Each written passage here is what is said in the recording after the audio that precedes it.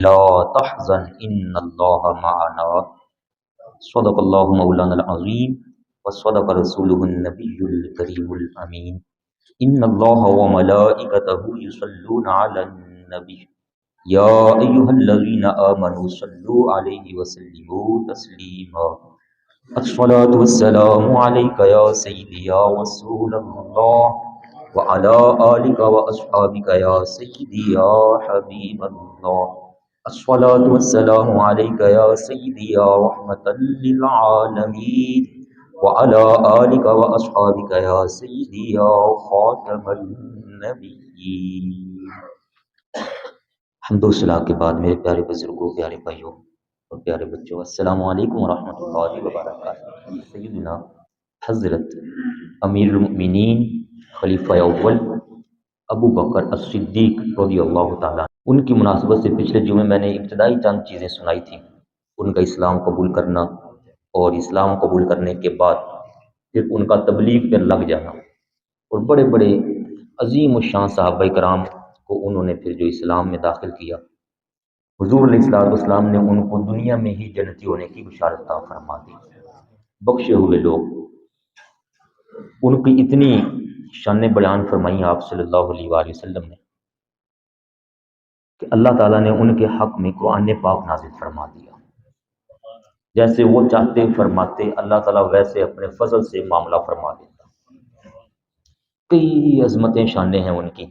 ہم صرف یہ اس لیے سناتے ہیں کہ ان کی وہ لسٹ، وہ افراد جن کی لسٹ تیار ہو رہی ہے کہ یہ ان سے محبت کرنے والے ہیں، ہمارا بھی ان کے اندر انشاءاللہ تعالیٰ نام آ جائے گا، کیونکہ اللہ تعالیٰ خود ان سے پیار فرماتا ہے. نبی رحمت امام الانبیاء صلی اللہ علیہ وآلہ وسلم خود ان سے پیار فرماتے ہیں، اور ان کی یہ چاہت ہے کہ جو صدیق اکبر رضی اللہ تعالیٰ عنہ سے پیار کرے، ان کی یہ چاہت ہے کہ اللہ تعالیٰ اسے بھی بخشش عطا فرما دے. بڑی مشہور آیت ہے قرآن عظیم کے اندر، کونوا ربانیین، سورہ آل عمران کی آیہ مبارکہ نمبر 79. ربانی بن جاؤ، ربانی. اللہ پاک فرماتا ہے ربانیین، ربانی بن جاؤ. اس کی تفسیر کرتے ہوئے سیدنا حضرت عبداللہ ابن مسعود، حضرت عبداللہ ابن عباس رضی اللہ تعالیٰ عنہ فرماتے ہیں کہ ربانیین ہو جاؤ، اس سے مراد ایک یہ ہے، اللہ تعالیٰ چاہتا ہے تم سارے ہی ابو بکر صدیق جیسے بن جاؤ. کیسی شان ہے، سارے ان جیسے ہو جاؤ.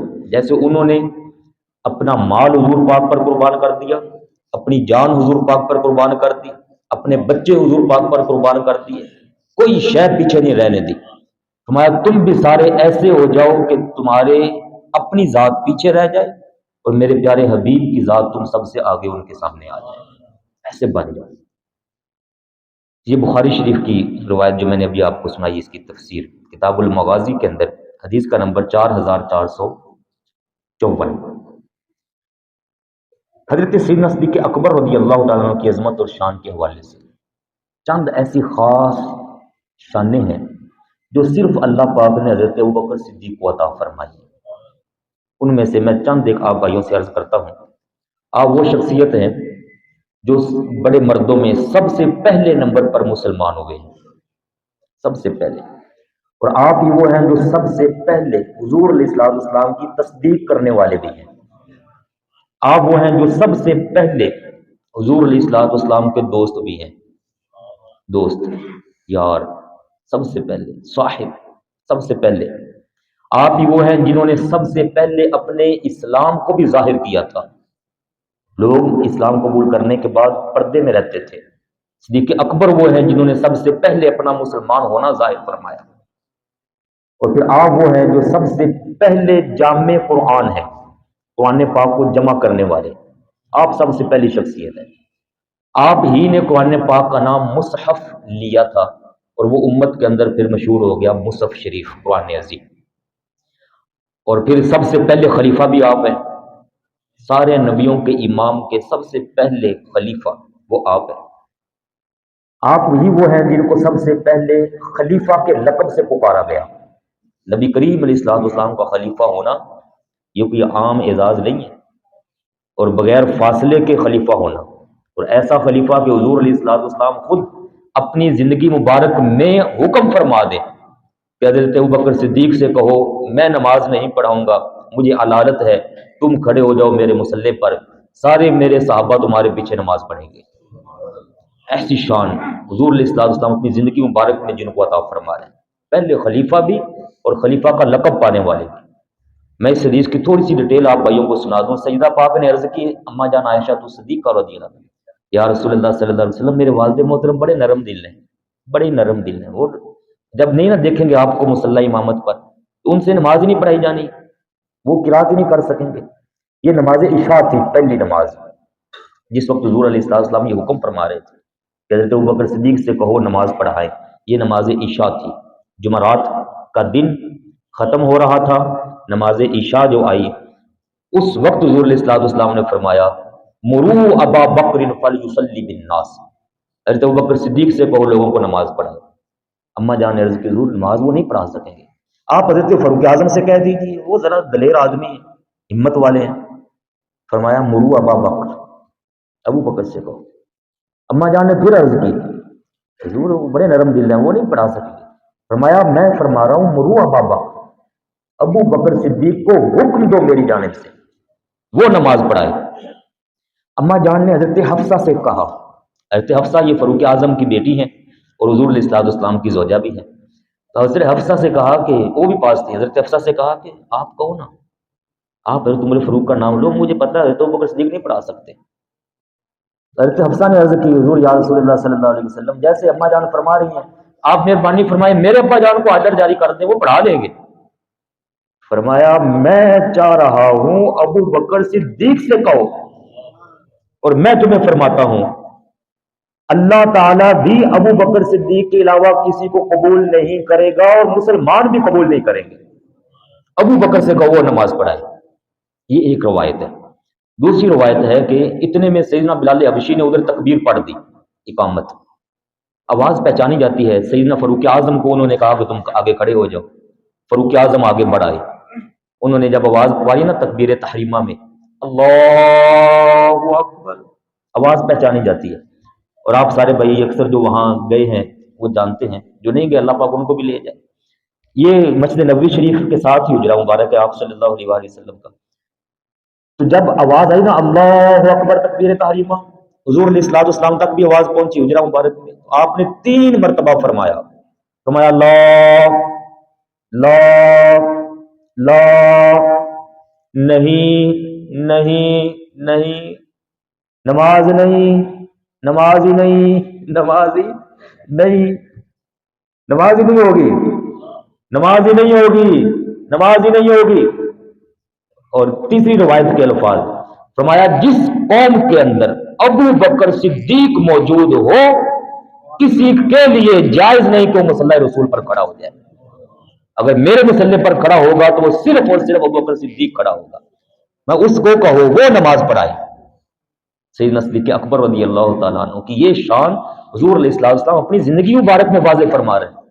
حضرت ابوبکر صدیق رضی اللہ تعالیٰ عنہ، بابا جان سرکار نے یہاں پر لکھا ہے، ہمارے قبلہ بارے بابا جان سرکار آپ فرماتے ہیں محمد صلی اللہ علیہ وآلہ وسلم، محمد رسول خدا دے حکم تھی امامت کرائیے صدیق اکبر، صحابہ تے مشکل کشا مولا علی پاک، صحابہ تے مشکل کشا سارے پیچھے، عجب شان پائی یہ صدیق اکبر۔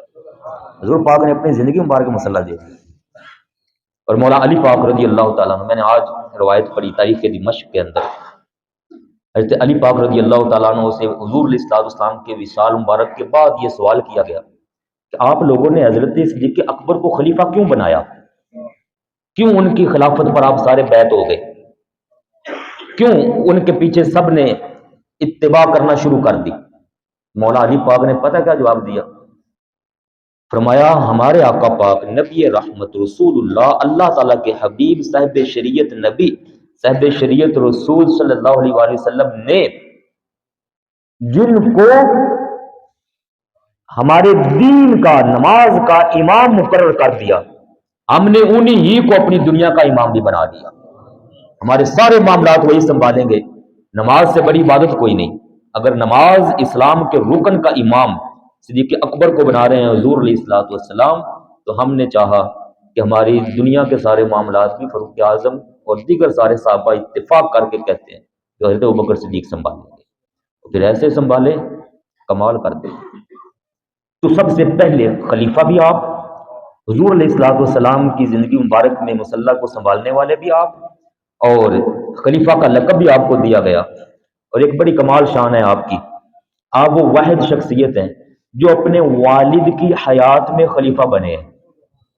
آپ کے ابا جان حیات تھے، وہ بھی مسلمان ہو گئے تھے، فتح مکہ جب ہوا تب وہ بھی مسلمان ہو گئے، اور ان کے مسلمان ہونے کا بھی بڑا کمال کا واقعہ، ایک بڑا پیارا جملہ ہے۔ انہوں نے اپنے ابا جان کو تبلیغ کی، والد محترم مان گئے جی میں اسلام قبول کرتا ہوں۔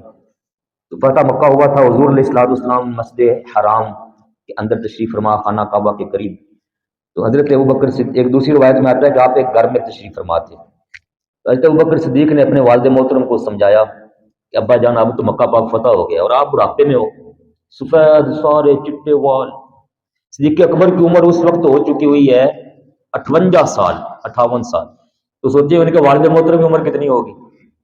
اگر 20 25 30 سال ہی بڑے مان لیں تو 85 90 سال کے تو وہ ہو چکے ہوئے، اور ان سے صحیح طرح چلا نہیں جاتا تھا، سہارے سے وہ چلتے تھے۔ ان کے ابا جان حضرت عثمان ان کا نام ہے، ابو قحافہ ان کی کنیت مشہور ہے۔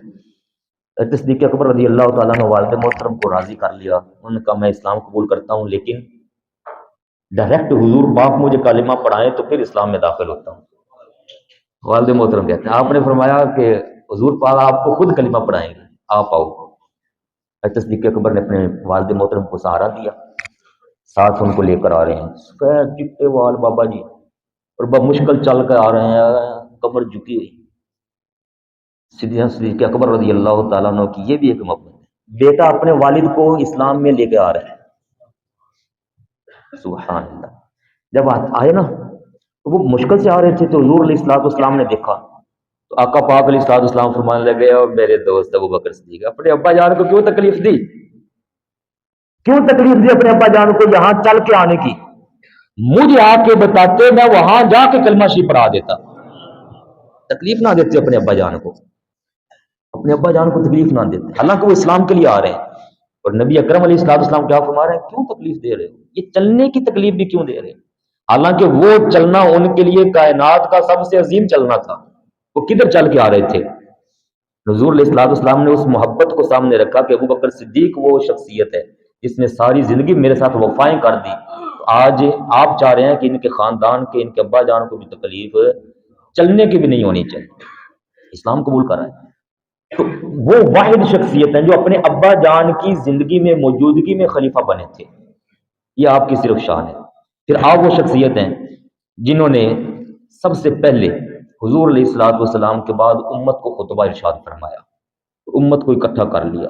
آپ وہ پہلے مجاہد ہیں جنہوں نے ختم نبوت پر پہرا دیا ہے، مسلمہ کذاب کو اور دیگر سارے فتنوں کو جڑ سے کاٹ کے رکھ دیا آپ نے۔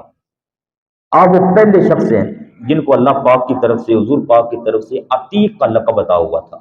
عتیق کا مطلب ہوتا ہے جہنم سے آزاد، بالکل بری، اور پہلے مبلغ اسلام، پہلے معین اسلام، اسلام کی سب سے پہلے مدد آپ نے کی ہے۔ اور حضور پاک نے اپنی زندگی مبارک میں سب سے پہلی حج کا امیر آپ کو مقرر فرمایا تھا۔ اسلام میں جو پہلا حج ہوا تھا 9 ہجری کے اندر، 9 ہجری، 8 ہجری میں مکہ پاک فتح ہوا، 9 ہجری میں پہلا حج ہوا، اس پہلے حج کے امیر حضرت سیدنا صدیق اکبر کو بنایا تھا۔ اور آگے جو 10ویں ہجری میں حج ہوا ہے وہ حج تھا حجۃ الوداع، جس کو کہا جاتا ہے، حج اکبر بھی اس کو کہا جاتا ہے۔ اس میں ہمارے آقا پاک صلی اللہ علیہ وسلم خود تشریف لے گئے، اور حضور پاک کی زندگی مبارک میں وہ آخری ظاہری حج وہ ایک ہی تھا، آپ نے حج بھی ایک ہی فرمایا۔ 2 حج آئے، پہلے حج کا امیر سیدنا صدیق اکبر کو بنا کر بھیجا تھا۔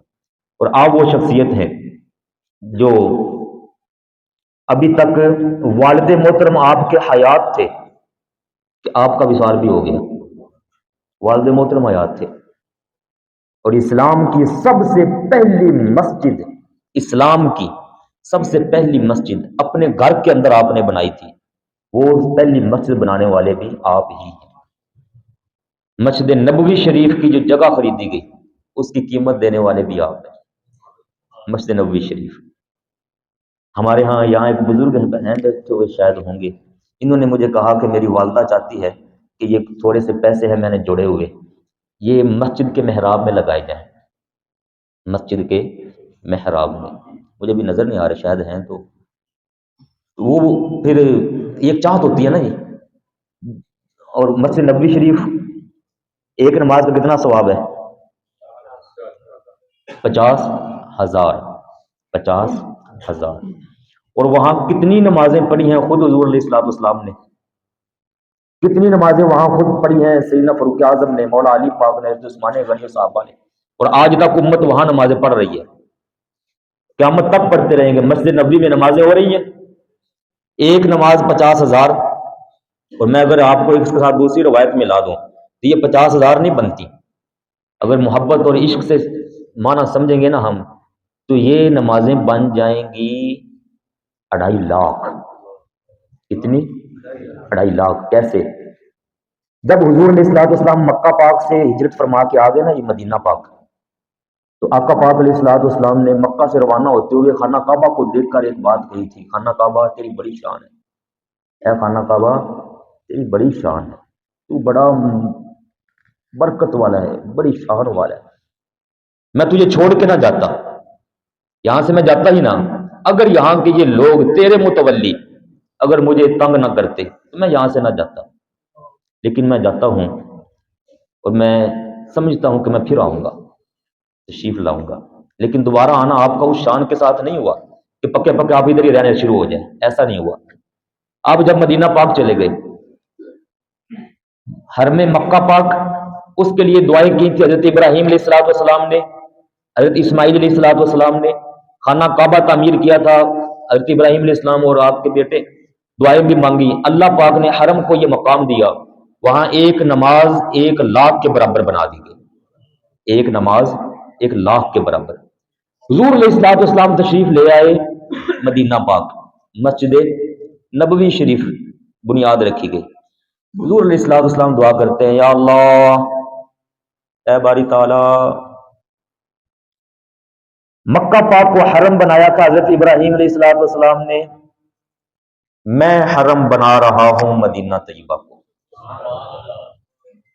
میں تجھ سے دعا مانگتا ہوں اے باری تعالی، جتنی برکت مکہ پاک میں رکھی گئی ہے اس سے دگنی مدینہ پاک کے اندر رکھ دے، اس سے دگنی مدینہ پاک کے اندر رکھ دے۔ اور لفظ کیا ارشاد فرمایا؟ برکت، برکت، برکت مولا یہاں بھی رکھ دے، ہر نیکی والا کام، ہر برکت والا کام وہ یہاں ڈبل ہونا چاہیے، میں یہاں ہوں مولا، تیرا حبیب ہوں، تیرا مقرب ہوں، تیرا میرے ساتھ پیار ہے، خلیل اللہ بھی بڑی شان والے میرے جد امجد ہے، لیکن میں تیرا حبیب ہوں، وہاں سے ہجرت کر کے یہاں آ گیا ہوں، ڈبل یہاں رکھ دے۔ اب اگر مکہ پاک میں 1 لاکھ ہے تو اس مناسبت سے مدینہ پاک میں کتنی ہوں گی؟ ڈبل، 2 لاکھ، اور 50 یہ جو علیحدہ حدیث پاک میں آیا ایک نماز 50، اس کو لے کر اور اس کو لے کر کریں تو ایک کتنے بھی بن جائے گی؟ 2.5 لاکھ۔ یہ میں 2 حدیثوں سے جوڑ کر یہ بات کر رہا ہوں، یہاں کتنے لوگ نمازیں پڑھ رہے ہیں اور حشر تک پڑھتے رہیں گے، ہر ایک کی نماز کا ثواب اس کو مل رہا ہے، لیکن جتنا ثواب ہر ایک کو علیحدہ علیحدہ مل رہا ہے وہ سارا ثواب اکٹھا کر کے اللہ تعالیٰ حضرت ابوبکر صدیق کو بھی عطا فرما رہا ہے۔ لگا سکتے ہیں ان کے ثواب کا حساب، کتنا ان کا ثواب اللہ تعالیٰ بڑھا دیا، مسجد بنا کے دی، مسجد کی جگہ کے اماؤنٹ انہوں نے پے کی، اللہ پاک نے فرمایا میں حبیب آپ کے دوست کو ایسی شان دوں گا دنیا دیکھے گی، والا سوف یرضا، فرمایا میں ان سے راضی اور یہ مجھ سے راضی، رضی اللہ عنہ ورضوا عنہ۔ تو آپ کی عظمت شان سبحان اللہ، بڑی عظمتیں والی باتیں ہیں۔ حضور علیہ الصلوۃ والسلام نے ایک دن ارشاد فرمایا کہ مال بھی لاؤ خود بھی آؤ، کیونکہ غزوہ تبوک کے لیے جانا ہے، غزوہ تبوک کے لیے، یہ جتنے بھی غزوات ہوئے ہیں سب سے دور کا غزوہ، اور گرمی کے موسم میں یہ غزوہ ہوا تھا عیسائیوں کے خلاف۔ حضور علیہ الصلوۃ والسلام کو خبر ملی تھی کہ عیسائی مدینہ پہ حملہ کی تیاری کر رہے ہیں، فرمایا بجائے اس کے کہ وہ ادھر آئیں ہم وہاں جائیں گے، یہ پوائنٹ سمجھ لے، حضور علیہ الصلوۃ والسلام نے کیا فرمایا؟ بجائے یہ کہ وہ ادھر آ کے حملہ کرے، مدینہ پاک میں ہم وہاں جاتے ہیں، ان کا شوق پورا کرتے ہیں جنگ کرنے کا اور لڑائی کرنے کا، دیکھتے ہیں کیا کرتے ہیں۔ اتنی گرمی کے موسم میں حضور علیہ الصلوۃ والسلام نے جہاد کے لیے اعلان کیا، تیاری کروائی، فرمایا خود بھی آؤ مال بھی لاؤ۔ یہ وہ وقت تھا جب حضرت عثمان غنی رضی اللہ تعالیٰ بار بار کھڑے ہو کے کہتے تھے حضور 100 اونٹ میری طرف سے، بما ساز و سامان، پھر حضور 100 اور اونٹ میری طرف سے، فرمایا اور چاہیے، سامان بہت کم ہے، دور جانا ہے، میں حضور 100 اور میری طرف سے۔ حضور علیہ السلام وہیں کھڑے کھڑے، آپ نے فرمایا اللہ میں عثمان سے راضی، تو بھی عثمان سے راضی ہو گیا۔ وہ بات ہے جب سیدنا فاروق اعظم عمر ابن خطاب فرمانے لگے لے بھائی وقت آ گیا، فاروق اعظم کہتے کہ میں سمجھا، میری یہ کوشش تھی کہ میں حضرت ابوبکر صدیق سے کسی کام میں ہی آگے چلا جاؤں۔ ایک بندہ اللہ کا بندہ ایسا ہے کہ میں نے کسی وقت موقع نہیں دیتا کہ میں آگے بڑھ جاؤں۔ ابو بکر صدیق رضی اللہ عنہ جب بھی کوئی اسلام کی بات آتی سب سے آگے، سب سے اول، سب سے اول، سب سے اول، یہی ہر کام میں۔ جب یہ واقعہ پیش آیا نا، کہنے لگے میں نے سوچا اب وہ وقت آ گیا، الیوم اسبق ابا بکر، کہتے آج میں ابو بکر نال نمبر لے جانا ہے۔ کیوں؟ ان کا خیال تھا میرے پاس پیسہ بڑا ہے، مال بڑا ہے، اور حضرت ابوبکر صدیق میں جتنا مال لاؤں گا وہ اتنا مال لا نہیں سکیں گے۔ فاروق اعظم گئے اور سارا گھر کا اپنا بینک بیلنس چیزیں سب اکاؤنٹ کی، سارا جتنا بھی تھا اس میں سے آدھا اٹھا کر حضور علیہ الصلوۃ والسلام کی بارگاہ میں لے آئے، اور بڑے خوش بیٹھے ہیں جناب آج میں نمبر لے گیا، اتنا مال۔ اب ذرا سوچیں ایک بندے کے پاس 1 کروڑ روپیہ ہو، میں مثال دے رہا ہوں، وہ اس میں سے 50 لاکھ دے دے، 50 لاکھ تو چھوٹی اماؤنٹ تو نہیں، 1 کروڑ میں سے 50 لاکھ، اور ایک بندے کے پاس 10 لاکھ ہے، وہ 10 لاکھ کا 10 لاکھ ہی سارے کا سارا ہی دے دے، تو سوچیں زیادہ کس نے دیا؟ 10 لاکھ والے نے زیادہ دیا، سارے کا سارا دے دیا، پیچھے چھڈا ہی کچھ نہیں۔ صدیق اکبر رضی اللہ تعالیٰ عنہ گئے، اچھا جب فاروق اعظم آئے نا تو حضور علیہ الصلوۃ والسلام نے پوچھا کہ اے فاروق اعظم ماں اب کئی تالی اہلی کا، اپنے گھر والوں کے لیے کیا چھوڑ کر آئے ہو؟ عرض کی کل تو مسلح، حضور اسی کی مثل، جتنا لایا ہوں اتنا ہی چھوڑ آیا ہوں میں، ماشاء اللہ۔ اور اس حدیث پاک کے راوی بھی خود حضرت عمر فاروق رضی اللہ تعالیٰ عنہ اپنی گل آپ ہی سنا رہے ہیں۔ یہ ترمذی شریف میں آپ کے سامنے پڑھ رہا ہوں، اور حدیث پاک ہے ترمذی شریف میں 3675، فرماتے ہیں وہ عطا ابو بکر، میں بیٹھا تھا اتنے میں حضرت ابوبکر صدیق آ گئے، تو میں دیکھ رہا ہوں یہ کیا لے کر آئے ہیں، ان سے پوچھا کیا لائے ہیں، کتنا کو لے کے آئے ہو؟ وہ کہنے لگے کل کل کل ما عندی، کہا میرے پاس جو بھی تھا سارا کچھ لے آیا ہوں، سب لے آیا ہوں۔ اس کی تشریح میں لکھا محدثین نے حضرت صدیق اکبر نے اپنے گھر کی دیواروں پر نہ ایسے ایسے ہاتھ مارے تھے، کہیں کوئی اگر سوئی بھی لگی ہوئی، بعض دفعہ گھر کی خواتین دیواروں میں سوئیں رکھ دیتی ہیں ان کو، تو ایسے مار مار کر کہیں کوئی سوئی نہ لگی ہو دیوار کے ساتھ، وہ بھی لے کر اگر کہیں ملتی ہیں وہ بھی میں حضور پاک کی بارگاہ میں پیش کروں گا۔ میرے پاک نبی نے فرمایا ہے خود بھی آؤ مال بھی لے کر آؤ، مال چاہیے مجھے، حضور پاک فرما رہے ہیں مال چاہیے، جب آقا پاک فرما رہے ہیں تو پھر مال تو ادھر کا ہے نا، پھر میرے پاس تو نہ رہنا چاہیے۔ ان کا اپنا ایک لیول تھا محبت کرنے کا۔ جب فاروق اعظم نے یہ سنا تو بیٹھ کے پیچھے ہٹ کے لے سارا مال لے آئے، اتنے میں جب جا کے رکھا حضور علیہ الصلوۃ والسلام کی بارگاہ میں، فقال، حضور علیہ الصلوۃ والسلام نے فرمایا یا ابا بکر ما ابقیت لاہلک، اپنے اہل کے لیے گھر والوں کے لیے کیا باقی رکھ کے آئے ہو؟ قال، اب یہ اپنے محبت ایمان جذبے شوق سے یہ جملہ سننا ہے، فاروق اعظم رضی اللہ تعالیٰ عنہ حدیث پاک کے راوی امام ترمذی روایت کر رہے ہیں، اپنے گھر والوں کے لیے کیا چھوڑ کر آئے ہو؟ عرض کی اب قیت لہم اللہ ورسولہ، فرمایا ان کے لیے اللہ اور آپ کو چھوڑ کر آ گیا، اللہ اور رسول، اللہ و رسولہ، اللہ کو اور رسول اللہ کو چھوڑایا، رسول اللہ کو جدا نہیں ہونے دیا۔ میرے گھر والوں کے لیے اللہ کافی، اور میرے گھر والوں کا دھیان اور ان کے ذریعے آپ صلی اللہ علیہ وسلم، آپ جانے اللہ پاک جانے، میرے پاس جو بھی تھا میں سارا ہی لے آیا۔ یہ ہے محبت. اور بول کون رہے ہیں؟ صدیق اکبر. آج کل کو بندہ کہہ دے کہ یار نبی کریم صلی اللہ علیہ وآلہ وسلم ہمارے وہ کہتے ہیں کی حال چال ہے، کہتے بڑا کرم، اللہ پاک نے بڑا کرم کر رکھا ہے، نبی پاک کا بھی ہمارے اوپر بڑا کرم. کہتے نہیں نہیں نہیں نہیں نہیں، نبی پاک کا نام نہیں لینا، نہ نہ، بس اللہ پاک کا ہی، بس نبی پاک کا کرم کرم نہیں کہنا، نبی پاک کا فضل نہیں کہنا، نبی پاک کا دھیان نہیں کہنا، بس اللہ کا دھیان. بس یہ تم نے کیا کر دیا؟ اگر یہ اتنی بڑی بات کرنی ہے یہ سب سے پہلے کہاں جائے گی؟ صدیق اکبر پر. سارا مال لے کے آ گئے، حضور پاک پوچھ رہے ہیں کیا چھوڑ کے آئے ہو؟ کہتے ہیں میں اللہ اور رسول گھر والوں کے لیے چھوڑا ہے. پیچھے کرو گے کی کم میرا اللہ جانے تجھے جانو میں کی کرنا ہے، سب لے آئے ہو. اس کا مطلب یہ ہوا کہ اللہ اور رسول اللہ صلی اللہ علیہ وآلہ وسلم کا مل کر کرم فضل مانگنا اور اس کی بات کرنا یہ کوئی غلط جملہ نہیں ہے، بالکل ایمانی بات ہے. اگر یہ غلط جملہ ہوتا تو معاذ اللہ صدیق اکبر کبھی نہ بولتے. اگر ان کی زبان سے معاذ اللہ نکل گیا تھا تو آگے سے حضور علیہ الصلوۃ والسلام فوری روک دیتے. یہ کیا کہہ رہے ہو ابو بکر؟ فاروق اعظم وہاں بات کر رہے ہیں اور اتنی شان سے سنا رہے ہیں، کچھ بھی نہیں ہوا. حضور پاک کی طرف سے جو کرم ہوگا وہ کرم بھی کدھر سے آتا ہے؟ اللہ پاک کی طرف سے.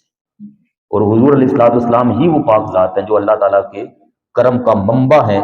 آپ کے بغیر کرم دنیا والوں کو ملتا نہیں ہے. قبر حشر میں اگر کرم ملنا ہے، فضل ہونا ہے، بخشش ہونی ہے تو وہ بھی اللہ پاک نے آپ کے صدقے سے ہی کرنی ہے. تو یہ انداز تھا سیدنا صدیق اکبر رضی اللہ تعالیٰ عنہ کا. ابھی ایک حدیث پاک اور میں نے نشان لگایا تھا. حضور علیہ الصلوۃ والسلام نے فرمایا کہ جس نے جیسے جیسے میری مدد کی تھی مال کے ذریعے، اسی کے آگے وہ حدیث پاک لکھی ہے، فرمایا میں نے سب کا بدلہ چکا دیا، سب کا بدلہ چکا دیا. اب کسی کا مجھ پر کوئی بدلہ نہیں ہے، سب کا واپس، سب کا چکا دیا سوائے ابو بکر صدیق کے. ابو بکر صدیق وہ شخص ہے جس نے مجھ پر مال کے ذریعے اپنے ذریعے جو احسان کیا، مدد کی، جو بھی کیا، فرمایا اس سب کا بدلہ حشر والے دن اللہ تعالیٰ خود ان کو واپس عطا فرمائے. ارے تو ابو بکر صدیق رونے لگ گئے، رونے لگ گئے، رونے لگ گئے. یا رسول اللہ صلی اللہ علیہ وسلم حل آنا و مالی، میں اور میرا مال، میں اور میرا مال کیا ہے؟ عرض کی حضور حل آنا و مالی الا لک یا رسول اللہ صلی اللہ علیہ وسلم، میرا مال بھی آپ پہ قربان ہے، میری جان بھی آپ پہ قربان ہے. میں کون ہوتا ہوں؟ میرا مال کیا ہے؟ میں سب کچھ آپ پہ قربان ہے. اللہ میں کروں تیرے نام پہ جان فدا، نام بس ایک جہاں دو جہاں فدا، دو جہاں سے بھی نہیں جی برا، کروں کیا کروڑوں جہانی. یہ ہے محبت کا انداز جو حضور علیہ الصلوۃ والسلام سے کر کے دکھایا حضرت ابوبکر صدیق نے اور سیدنا صدیق اکبر رضی اللہ عنہ. حضور علیہ الصلوۃ والسلام ایک دن آئے مسجد نبوی شریف میں، اسی میں لکھا ہوا ہے ترمذی شریف. حضور علیہ الصلوۃ والسلام مسجد میں آ رہے تھے، پہلے سے ہی صحابہ کرام محفل کی شکل میں بیٹھے ہوئے ہیں.